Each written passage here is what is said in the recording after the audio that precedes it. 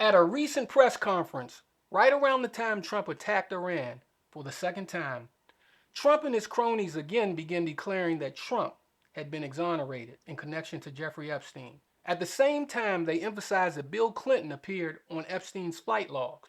Now let's examine the evidence, not the idiotic, incompetent spin emanating from Trump and his administration. Exhibit A.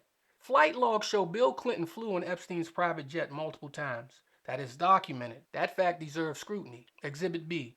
Donald Trump and Jeffrey Epstein moved in the same elite social circles for years. They were literally friends. They were photographed together, partied together, videoed together, communicated in person together via phone and in writing. They attended the same events. In a 2002 interview, Trump publicly described Epstein as a terrific guy. And lastly, but far from all, Donald Trump is in the Epstein files thousands and thousands of times, more than anyone except perhaps Ghislaine Maxwell, who is now a convicted child sex trafficking criminal. Donald Trump is in the Epstein files thousands and thousands of times.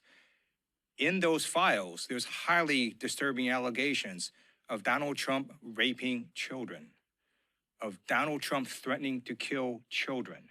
The mere thought that he even might be exonerated without openly and thoroughly reviewing all the evidence could be considered extreme insanity for anyone who would consider that as truth. Now here's the legal question. If proximity to Epstein raises suspicion for one former president, why doesn't it automatically raise the same suspicion for Trump? A man who appeared so close to Epstein that you couldn't tell whose breath was stinking. And Trump and his people arguing that association equals concern, but only when it's politically convenient for Trump, at least are being transparent with respect to showing their cards.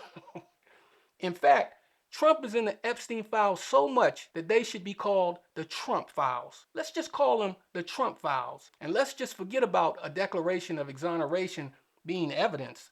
Let us forget about a Trump press conference because political allies are not a jury. Exoneration requires transparency. It requires independent investigation. It requires full disclosure of records, testimony, timelines, and findings. If flight manifests matter, they matter universally. If photographs matter, they matter universally. If witness accounts matter, they matter universally.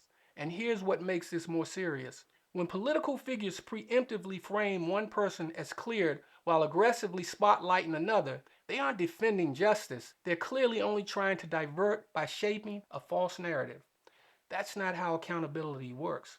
The Epstein case revealed a network of influence where wealth and status insulated people from scrutiny for years. If we repeat that pattern now by selectively applying standards, we reinforce the very culture that allowed all this to happen in the first place. This isn't about assuming guilt. It's about refusing double standards. If Donald Trump had no wrongdoing in connection with Epstein, then that conclusion should survive the same rigorous, transparent review that would apply to Bill Clinton or anyone else in those files. No early declarations, partisan filtering of evidence, hiding, destroying, or redacting files. No narrative engineering, because justice that only applies to people targeted by Trump and his GOP allies clearly isn't justice at all. It's cruel and cold strategy. It's sick. It emanates from mentally disturbed minds that have no desire for justice for victims and survivors. It emanates from personality disorder, to say the least. If we're serious about accountability in the Epstein investigation, then the standard must be blind to power, to party, to Trump and his minions.